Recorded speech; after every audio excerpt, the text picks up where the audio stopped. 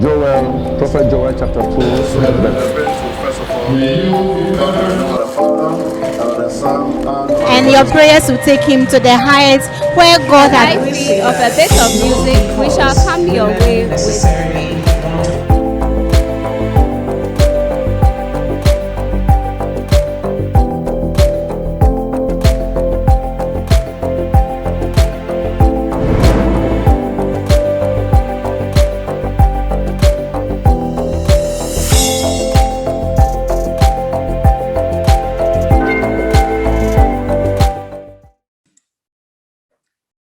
Hola, welcome to Hola Deus.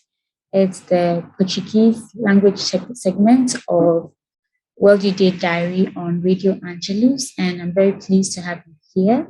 My name is Angela Zumaru, and I'm your host.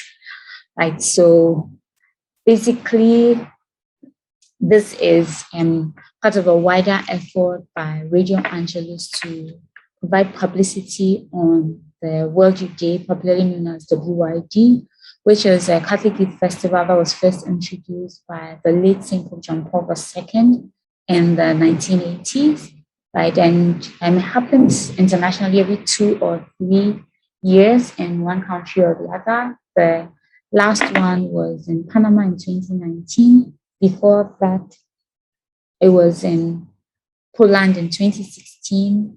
Right before that, it was in Brazil in 2013. Before that was in Madrid and in Spain in 2011. Next one is going to be in Portugal in 2023. Right, it's been held in so many other places, in Manila, in the Philippines, in France, in Canada, and the US. Right, where else? In Italy, there's many other different places. And then in between, you have diocesan, national, then I think sometimes even genuine World Youth Days. Okay, so since the next one is going to be held in Portugal, and then World Youth Day actually has 5 official languages: English, French, Spanish, Portuguese, and Italian. Thought it would be great to have a Portuguese language segment as part of our preparation, some big steps of faith that we're taking. So basically, when you attend the World Day, you have a variety of activities. So within the first week, right, we have what's known as the days in the diocese, where you're usually sent to one diocese or the other. And then within the diocese, you basically have the opportunity to participate in mass and various cultural and religious activities. So for instance, both in Poland and in Panama, we have the opportunity to display Ghanaian cultural dances. Like we did some jama and other things there too. Sometimes you may have the opportunity to participate in sporting activities or some of the things that young people like to do. Right. And definitely you're also living with the family, so you get to see how they live, how their faith, right, how they live in general. You may see some other sites, and like you have the opportunity to see the Panama Canal, and Panama went to Auschwitz when we're in Poland, right? So you get to see some of the things that the country is noted for, right? So there are both religious, cultural, and then social elements to it. Okay, and then after that, you have the main events where that's another within the second week, everyone gathers at the capital.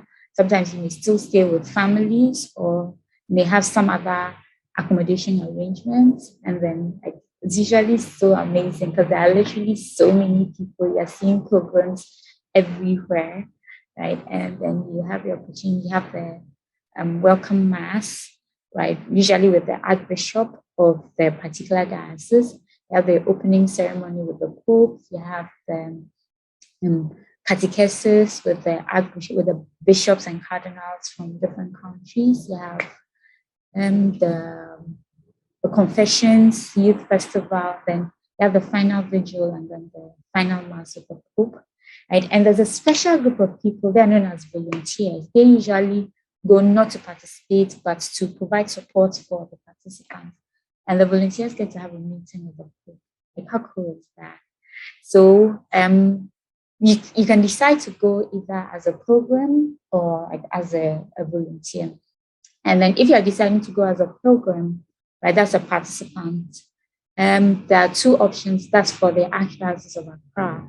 Right, you can either go just for the world, only for the World Youth Day, which we are projecting an amount of about $2,810. Right, if you want to go as a program, but you also want to participate in the tour that we're organizing to France, to Spain, to Italy, then you're looking at about $5,000. The tour is meant for you to see like some sites in those countries. So, for instance, the basilicas in Rome, maybe Assisi, and then maybe Padre Pio, right? Places like the Eiffel Tower, Notre Dame, Lourdes in France, and then also getting to see what you call it, Sagrada Familia, Barcelona, some of the stadia in Spain, right? And then for the World Youth Day. And then with that, you're looking at $5,000, as I already mentioned. And if you want to go as a volunteer, right now the projected amounts are $1,700 US. You can get in touch for more information. Okay, so since it's going to be in Portugal, and then as I'd already mentioned that Portuguese is actually one of the official languages of World today, we thought it would be good to learn Portuguese, and here I am, right? So I must warn you, I am no Portuguese language expert myself. I am learning Portuguese, and you'll never believe I made a common mistake that other people also make. So I've been introduced to an app known as Duolingo, right? It's quite popular. So I started learning Portuguese there, but I found out later on that the Brazilian on Duolingo is actually Brazilian Portuguese, not European Portuguese. And European Portuguese is what I should be learning if I'm thinking of going to Portugal, right? So now I've switched to another app, but I still use Duolingo anyway. I like the way they teach, and then I like the stories. Yeah, stories are really cute. I like the unexpected endings, right? And it helps to practice your vocabulary. So I like Monthly. Monthly is also it's also really good. They do a lot more sentences, and it's usually very short. It's like 7 minutes. Sorry, did I say 7 minutes? It's like a minute, right? And then Drops is longer, right? But I've been enjoying that as well. I just found out about Memrise today. There are some other apps as well. Which ones are you using, or are you learning Portuguese in school? Do you speak it already? Right? Please do share with us. Right? I'm part of some Facebook and some Facebook groups. I recently deleted my WhatsApp. Long story, but I think I'm not part of the WhatsApp group anymore. I haven't seen it in my WhatsApp. Yeah, but there are some WhatsApp groups. But there are some people who teach it. There are some YouTube channels as well. There are Instagram channels too. So many different ways. And some of the YouTube channels, Learn Portuguese, European Portuguese Online, Learning Phrases with Chris and Friends, Portuguese Lab Talks the Sheets. There are so many others as well. Right? So as I had mentioned already, we have two types, Brazilian and European Portuguese, and there are variations in the pronunciation, the accent, the grammar, and spelling, the vocabulary, formal and informal speech, among others. So thing is, but they are mutually intelligible. So the same way that you have American English and then maybe British English or Australian English, right? And you'd be able to understand the person. It's just somewhere, some pronunciations, accents, and other things might be different. Yeah. Portuguese, I mean, how many people speak that? Well, it's actually the fifth most spoken language in the world, right? And then it's spoken on 4 different continents, in Europe, Africa, the Americas, and in Asia. So some countries, you have Brazil, Portugal, Angola, Mozambique, Equatorial Guinea, Cape Verde, Sao Tome and Principe, Guinea-Bissau, East Timor, and Macau. So which means that even in Africa, there are so many countries that 1, 2, 3, 4, 5, 6, 7, 8, yeah. And 5, 6, so as many as 6 countries in Africa that Portuguese is spoken, and some of these are in West Africa. So Portuguese is actually, I think it's part of the official languages for the AU, right? And then even for ECOWAS as well. So why not? It means that it can also even increase your job prospects. Okay, so let's learn a few basic expressions. So, please let me issue a caveat because I started learning with Brazilian Portuguese first, right? Some of my pronunciations may still be more of a variety of the Brazilian Portuguese. So please pardon me, but I'm pretty excited about this journey as well because I've mostly been learning it on my own, just accumulating. I don't want to be like the Dead Sea, right? So I am hoping that even as we go through this journey together, that it also helps me get better in the Portuguese. And I'm still learning as well on the apps, on YouTube, following people, like on Instagram and everything. So you have Oi, hi.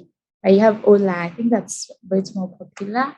Hello. And I think sometimes I get some of the accents wrong because I think there should be an accent for Hola anyway, but like I'm still working on it. And then today is just our first day, so hopefully we might come back to some of these things like as we go along. Hopefully we'll be able to string sentences together. Yeah, so obrigado, obrigada, thank you for male, female. You have ciao, goodbye. Adios is also goodbye for like usually when you're not going to see the person again. Bom dia, bom dia there. That is actually, so good morning, good day, but that's Brazilian Portuguese. And for European Portuguese, you don't say the dia. That's like bom dia. So bom dia, yes, like really fast, like that. So boa noite, which is what I'm used to, and I found out it's actually Brazilian Portuguese, boa noite. So like that's European Portuguese, good evening or good night. Boa tarde, that's good afternoon. Tudo bem? Is everything all right? Are you fine? Like it's actually a very popular expression.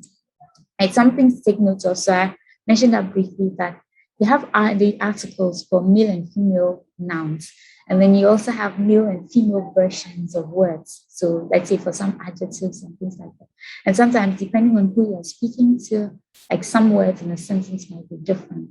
Like when I say obrigada for female, like when you're saying thank you, obrigado, like to a male, right? And then you have that's a definite article for female noun. So you have a menina, that's a girl, the girl. Then O is the definite article for male noun. So o menino, the boy, right? You have uma, that's the indefinite article for female noun. So uma menina or uma casa, things like that. And then that's the indefinite article for male noun. So menino. So homem, that's a man, right? Cool. And then for today, like I don't really want to stress you so much. So we have we'll just end with the personal pronouns and then we'll try out a few sentences. How's that? Okay, so eu is I, right? Você or tu, you. And ele is he, ela, she. Right? Nós is we. Right? Você is you. That's a plural form. And then eles or elas, that's they. So let's try. I mean, we've seen eu, right? Yes. We've seen uma menina. So once we add the so eu sou uma menina. I am a girl. Yeah, can you say that too? Right? Eu tenho uma casa. So I have a house. Eu tenho uma casa. Can you also try saying that? Right? Ele é menino. He's a boy. I just heard you say that. That was really good. Okay. Ela é uma menina. She's a girl. Yes, you did really well. You got it. You got it right. Okay, so this is where we'd like to end for now, right? This has just been a bit of a teaser. There's so many things that I'm pretty excited that we will be doing. I hope at a point that I'd have a friend come over and we can actually pray together. Yeah. That's how ambitious we are, right? But this is just going to be once a month. So please do well to tune in do well to get in touch if you'd like to maybe join us, host the show, like be a host, be a guest on the show, right? Come share how you are learning Portuguese, share your journey with us. Right? So, ciao.